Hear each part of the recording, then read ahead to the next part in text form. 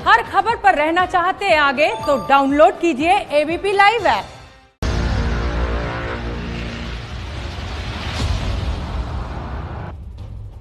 आज आपको कश्मीर में वोट क्रांति की ग्राउंड रिपोर्ट हम दिखाने जा रहे हैं। देश में आज हैदराबाद की चर्चा हो रही है, ग्रेटर हैदराबाद के नतीजों पर बहस हो रही है, लेकिन आज घंटी बजाओ में हम देश में हो रहे सबसे बड़े चुनाव की ग्राउंड रिपोर्ट लेकर के आए हैं। नमस्कार, मैं हूं आपके साथ अनुराग मुस्कान। देखिए, ऐसा चुनाव जो जम्मू और कश्मीर से आतंकवाद की छुट्टी कर सकता है, भारत विरोध को समाप्त कर सकता है। ऐसा हम इसलिए कह रहे हैं क्योंकि कश्मीर के इतिहास में पहली बार हो रहे जिला विकास परिषद के चुनाव में घाटी के आम लोग बढ़ चढ़कर हिस्सा ले रहे हैं। तो हमारे संवाददाता आसिफ कुरैशी ने कश्मीर में और अजय बाचलू ने जम्मू इलाके में इन महत्वपूर्ण चुनावों का जायजा लिया है, जिसके बाद आतंक की घंटी बजनी तय है। तो पहले कश्मीर चलते हैं, जहां पर आज डीडीसी चुनाव के तीसरे चरण में 50% से ज्यादा वोटिंग हुई।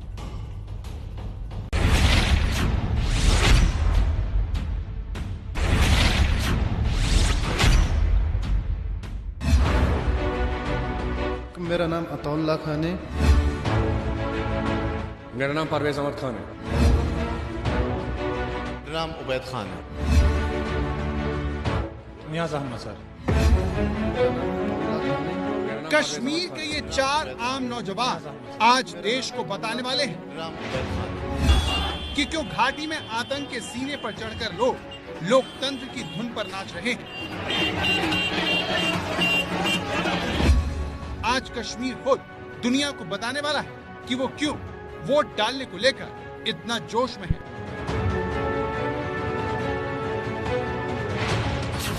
इस उम्मीद से हम वोट दे रहे हैं ताकि हम हमारे लिए कुछ बन सके आगे के लिए, ताकि हम वोट दे रहे हैं हमारा कोई लीडर आगे बन सके, हमारे लिए कुछ फैसिलिटी पूरी कर सके।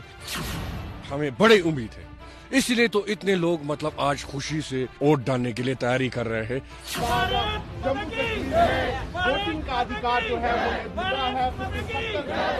आज घाटी में पोलिंग बूथ के बाहर खड़ी है लोगों की भीड़ उन पाकिस्तान परस्त लोगों को भी समझाने वाली है कि क्यों उन्हें वोट डालने में गर्व हो रहा है। उम्मीद तो इंशाल्लाह बड़ी है हमें कि हमने ये वोट डाल के हमें ये फख्र महसूस होता है इस टाइम कि हमें आगे बढ़ना है। आज लोग शौक से निकलते हैं वोट डालने के लिए, तो वोट हर एक डालते हैं क्योंकि उन्हें पता है कि आज हमारे अपने हलके से हर एक सरपंच भी उठा है, डीडीसी भी उठा है, तो उसी वजह से हमारे डीडीसी जो है वो कामयाब होना चाहिए। इन तस्वीरों को अपनी यादों में बसा लीजिए, क्योंकि ये बदलते कश्मीर की तस्वीर है जिसकी बुनियाद लोकतंत्र है। क्योंकि जिस कश्मीर के नौजवानों को आपने बंदूक उठाते, पत्थर फेंकते देखा है, वो आज विकास के सिपाही बन चुके हैं। और यानी आज 70 साल के बाद भी ये वो इलाका है जो श्रीनगर से केवल 30-35 किलोमीटर ही दूर है, लेकिन डेवलपमेंट के लिहाज से देखे तो ये इलाका शून्य है। ये घाटी के वो नौजवान हैं जिन्होंने पाकिस्तान प्रायोजित आतंकवाद की महामारी का वो टीका खोज निकाला है जो उन्हें नफरत के संक्रमण से हमेशा हमेशा के लिए मुक्त कर देगा। हमें बड़ी उम्मीद है, इसलिए तो इतने लोग आज खुशी से लोग घरों में बैठकर वोट डालने के लिए तैयारी कर रहे हैं। तो यही उम्मीद है हमें, नहीं तो बाकी आज तक जितने को हमने वोट दिया, हमें तो आज तक हमारी बस्ती की तो कुछ मिला नहीं। हमारी बस्ती के पास आज तक कुछ भी नहीं है। आज लोकतंत्र में आस्था जताने वाला कश्मीर प्रधानमंत्री के उस वादे पर भी मोहर लगाने वाला है जो उन्होंने कश्मीर से अनुच्छेद 370 हटाने के बाद किया है। हम सभी चाहते हैं कि आने वाले समय में जम्मू कश्मीर विधानसभा के चुनाव हो, नई सरकार बने, नए तेजस्वी ऊर्जावान नौजवान एमएलए बने, मंत्री बने, मुख्यमंत्री बने। मैं जम्मू कश्मीर के लोगों को भरोसा देता हूं कि आपको बहुत ईमानदारी के साथ पूरे पारदर्शी वातावरण में आपके अपने प्रतिनिधि चुनने का अवसर तुरंत मिलेगा। ये चुनाव कश्मीर को क्यों हमेशा हमेशा के लिए बदलने वाला है, उसकी मिसाल ये नौजवान है जिसका नाम है सैफ अली खान। सैफ घाटी के नौजवानों में शामिल है जो पहली बार वोट कर रहे हैं, सिस्टम को आजमा रहे हैं। तभी तो एबीपी न्यूज संवाददाता आसिफ कुरैशी ने उनसे वोटिंग के बारे में पूछा तो उनका जवाब बहुत नपातुला था। आप पहली बार वोट देने? जी हाँ। तो कैसा लग रहा है? वोट देंगे तो अभी तक तो वोट डाले नहीं है, अब नहीं बोल सकते कैसे लग रहा है। जब वोट डालेंगे उसके बाद बोलेंगे कैसे लग रहा है। 20 साल का सैफ पढ़ने के अलावा छोटा मोटा कारोबार भी करता है, जिसकी परवरिश जंगल की कहानियों के अलावा 33 साल पहले हुए उस छल के भी हिस्से हैं जिसने कश्मीर को आज विकास से इतना दूर कर दिया।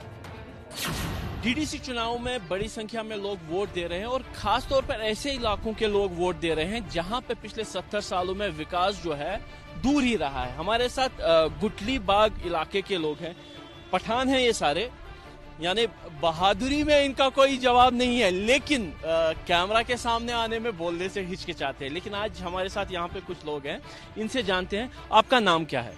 मेरा नाम उबैद खान है। उबैद भाई, बोलेंगे कि क्या उम्मीद लेके आज आप वोट करने के लिए आए हैं? पहली बार हो रहा है कि डीडीसी का इलेक्शन हो रहा है? हमने हमेशा उम्मीदें रखी है, बढ़ चढ़ कर हिस्सा ले लिया हम लोगों ने। यहाँ के पठान, खासकर पठान कम्युनिटी ने हमेशा वोटिंग में बढ़ चढ़ कर हिस्सा ले लिया। लेकिन ग्राउंड लेवल पे अगर हम देखें, आज तक जितनी भी वोटिंग होगी, जिस पार्टी के लिए भी हमने वोट किया, ग्राउंड लेवल पे उस हिसाब से कोई काम आज तक डेवलपमेंट का काम कोई नहीं हुआ है। साल 1987 में हुए विधानसभा चुनाव में धांधली के आरोप लगे। इल्जाम है कि नेशनल कॉन्फ्रेंस और कांग्रेस की मिली भगत से चुनावी नतीजे बदल दिए गए और इलेक्शन में मजबूत मुस्लिम यूनाइटेड फ्रंट को जानबूझकर हरा दिया गया। इस चुनाव ने कश्मीर का अमन छीन लिया। इसी छल की बुरी यादों की कहानियां सुनकर सैफ जैसे कश्मीरी नौजवान बड़े हुए हैं, इसीलिए वो सिस्टम को लेकर इतने शंका से भरे हुए हैं। लेकिन सवाल यह है कि वो कौन सी वजह है जिसने आम कश्मीरियों को वोट डालने के लिए उत्साहित किया है? क्यों कुपवाड़ा की तरह घाटी में हर उम्र के लोग पोलिंग बूथ के बाहर इकट्ठा हो रहे हैं? जम्मू कश्मीर में जिला विकास परिषद चुनाव में 3 चरणों की वोटिंग पूरी हो चुकी है।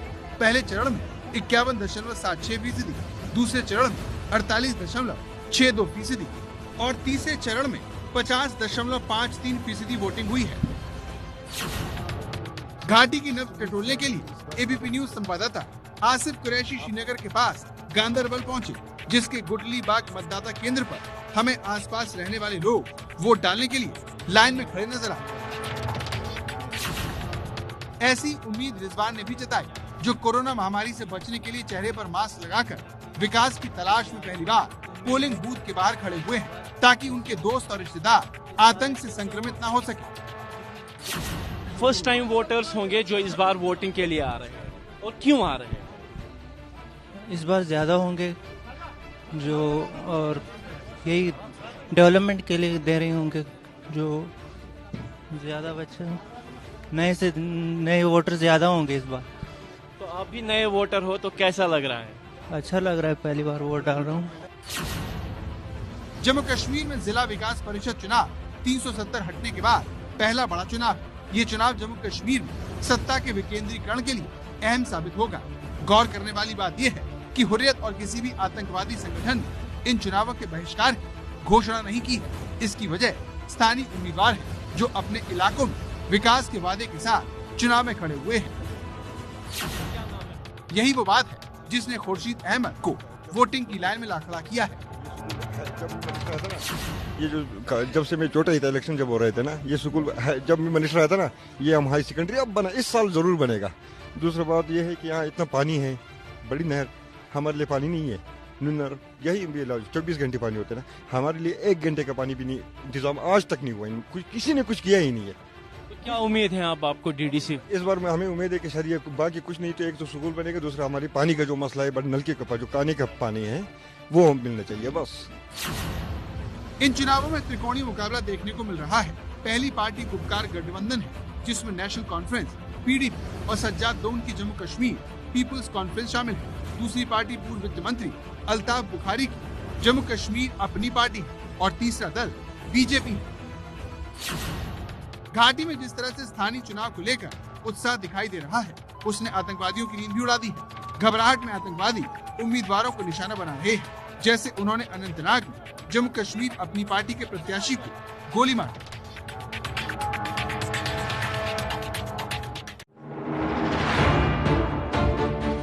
लेकिन इस बार जनता के सिर पर विकास को पाने का ऐसा भूत सवार है जिसने हर खौफ को बेमानी कर दिया है।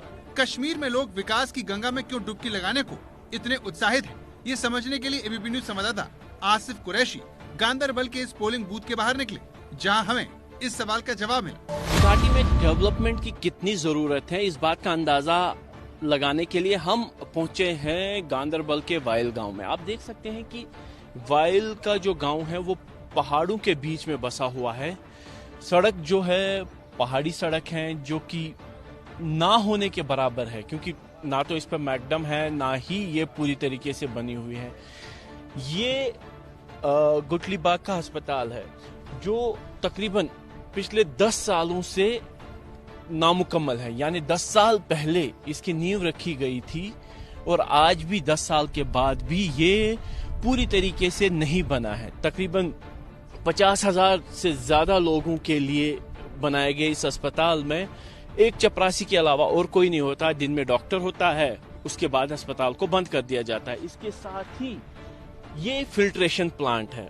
फिल्ट्रेशन प्लांट से पानी जो है इस पूरे इलाके में सप्लाई होता है, लेकिन इसकी हालत ऐसी जर्जर है जो कि आपको मेरे सामने दिख रही है कि पानी के रिसाव की वजह से जो यहाँ पे क्रिकेट स्टेडियम है उसकी दीवार टूट के अस्पताल में गिर गई है और यहाँ से निकलने वाला पानी फिल्ट्रेशन प्लांट में जाता है और यही पानी लोगों को पीने के लिए दिया जाता है।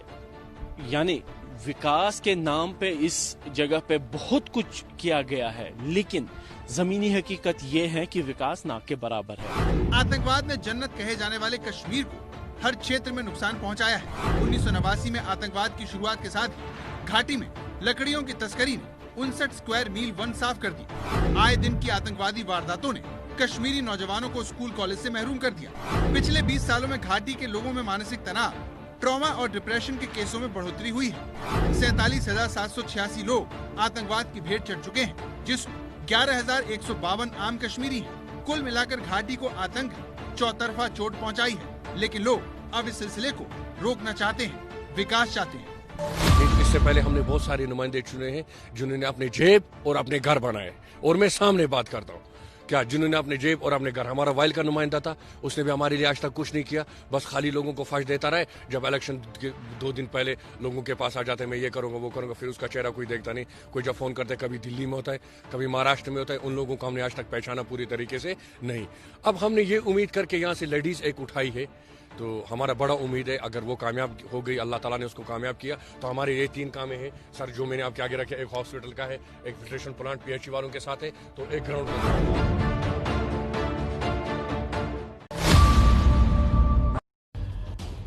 घाटी में इन चुनावों को अंतर्राष्ट्रीय असर क्या होगा, इनका इंपैक्ट क्या होगा? पाकिस्तान के प्रोपोगंडे को ये चुनाव कैसे धराशायी कर देगा? कैसे पाकिस्तान और आतंक दोनों की घंटी बजा देगा ये चुनाव? ये बता रहे हैं एबीपी न्यूज संवाददाता अजय बाचलू।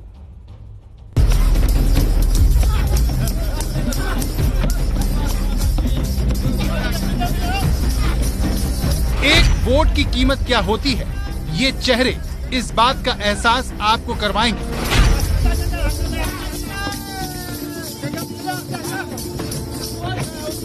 हो सकता है कि आपको इनके नाचने के अंदाज पर हंसी आ रही हो,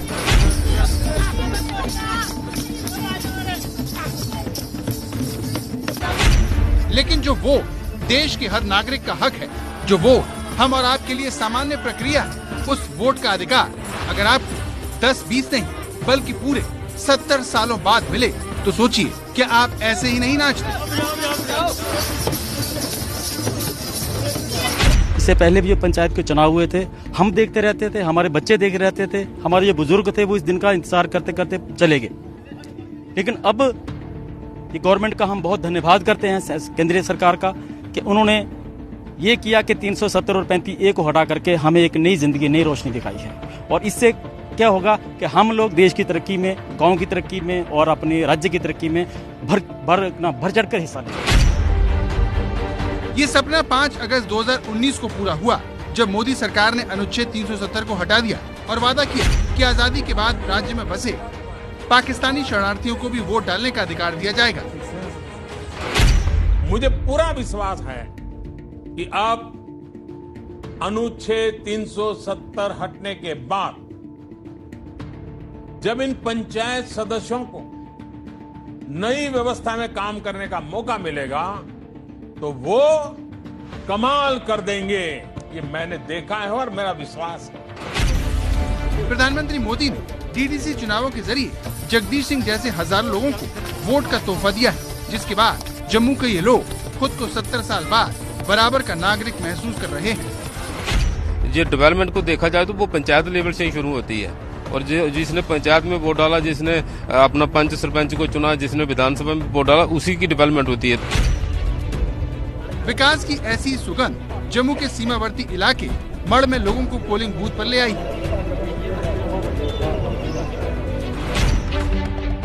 भारत पाकिस्तान सीमा पर होने के चलते यहाँ पर लोगों की सबसे बड़ी समस्या पाकिस्तान है, जो आए दिन यहाँ फायरिंग करके बेकसूर और निहत्थे आम लोगों को निशाना बनाता है।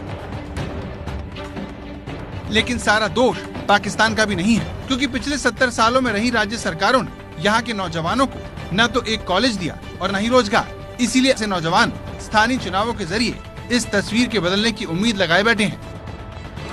70 साल 72 साल से हम लोग इस दिन का इंतजार कर रहे थे कि हम लोगों को भी ये दिन देखने को मिले, क्योंकि जो भी डेमोक्रेसी में क्या होता है कि सबका विकास होता है, लेकिन हमारी ये कम्युनिटी ऐसी थी जिनको 70 साल से जिनका कोई विकास नहीं हुआ, चाहे वो गांव लेवल हो या फिर एजुकेशन का हो या फिर एम्प्लॉयमेंट का हो, तो हर लेवल पे हम लोग पिछड़े रहे, किसी ने हमारी तरफ ध्यान नहीं दिया। जम्मू और कश्मीर में डीडीसी चुनाव के लिए जनता का उत्साह वोट और बदलाव के लिए है। जनता 70 सालों की अनदेखी और अंधेरे से मुक्ति चाहती है। लेकिन सवाल ये है, क्या जनता के मूड को देखते हुए ही हुर्रियत और आतंकवादियों ने इन चुनावों के बहिष्कार का ऐलान नहीं किया? क्या ये चुनाव जनता तक विकास पहुंचाने में कामयाब रहेंगे? ये जानने के लिए हमने जम्मू कश्मीर की राजनीति पर बारीक नजर रखने वाले मनु श्रीवास्तव से बात की। लोग बेखौफ होकर घरों से निकले हैं। पहले जो भी चुनाव हुए हैं उसमें कहीं ना कहीं अलगाववादी तत्वों की तरफ से बायकॉट की कॉल आती थी, जो कि इस बार नहीं थी। तो वो जो एक खौफ ज़्यादा माहौल में पहले चुनाव होते रहे हैं, इलेक्शंस होती रही हैं, वो इस बार नहीं था। वो एक बड़ा बदलाव था, इस वजह से लोग बाहर निकले हैं और दिल से उन्होंने वोट किया है। तो दूसरी जो आपने बात बोली, विकेंद्रीकरण भी हुआ है। लोग चाहते हैं कि जो विकास हैं, जहाँ उनके स्थानीय मुद्दे हैं, वो स्थानीय स्तर पर हल हों। जम्मू कश्मीर में विकास होना, लोगों की उम्मीदों का पूरा होना पाकिस्तान के लिए सबसे बुरे सपने का सच होना जैसा है, क्योंकि पाकिस्तान झूठ और धर्म के सहारे घाटी में पिछले 70 सालों से आतंकवाद की फसल काट रहा है। लेकिन उसकी मुसीबत ये है कि वो न तो अब आतंकवादियों की घुसपैठ करवा सकता है और न ही घाटी में उसके एजेंट पहले जैसे ताकतवर है। इसीलिए पाकिस्तान झूठ बोल रहा है। लेकिन कश्मीर में जिस तरह से साफ सुथरे चुनाव हो रहे हैं, उससे सैफ जैसे नौजवान कभी उसकी तरफ झांकेंगे भी नहीं, जो वोट डालने के बाद बेहतर भविष्य के सपने देख रहे हैं। वोट डाल के बहुत अच्छा लग रहा है सर। उम्मीद है अल्लाह के ऊपर, जिस उम्मीद से निकले थे इंशाल्लाह वो अल्लाह हमें कामयाब करेगा। आप युवा है, आप युवाओं के लिए उम्मीद की ये होगा कि हमें युवा है, यहाँ पे जॉब्स मिलेंगे नौजवानों को, सड़कें यहाँ पे ठीक हो जाएंगे, हॉस्पिटल बनेंगे, स्कूल्स बनेंगे, ये उम्मीद है सर। सैफ जैसे नौजवानों की गवाही भारत के खिलाफ प्रोपेगेंडा की धुंध को कितना साफ करेगी, ये भी समझना जरूरी है। इसीलिए अब आपको प्रोफेसर श्रीराम चौलिया को सुनना चाहिए, जो अंतर्राष्ट्रीय मामलों के विशेषज्ञ हैं। लेकिन अब जब हम देख रहे हैं स्थानीय निकायों में लगभग 50% लोग बाहर आकर मत दे रहे हैं, अपने स्वेच्छा से दे रहे हैं, तो इससे एक कॉन्फिडेंस बढ़ता है और लोग समझ सकते हैं कि भारत एक लोकतांत्रिक देश है और इसकी तुलना पाकिस्तान जैसे तानाशाहियों से किया ही नहीं जा सकता। हम इस समय जम्मू के मड़ इलाके में हैं, जो भारत पाकिस्तान अंतर्राष्ट्रीय सीमा से सटा हुआ है। लगातार यहाँ के लोगों की जो सबसे बड़ी समस्या है वो पाकिस्तान है, क्योंकि लगातार यहाँ पर पाकिस्तान गोलीबारी करता है, जिससे यहाँ सीमा पर रह रहे लोगों की दिक्कतें काफी बढ़ जाती हैं। कश्मीर में लोकतंत्र के लिए दिखता ये जोश नौजवानों के मन में सिस्टम के लिए न सिर्फ आस्था जगाएगा, बल्कि पाकिस्तान का खेल भी हमेशा हमेशा के लिए खत्म कर देगा। इसीलिए तो हम इसे सबसे बड़ा चुनाव कह रहे हैं, जो आतंकवाद की घंटी बजाने वाला साबित होगा। ABP न्यूज़ आपको रखे आगे।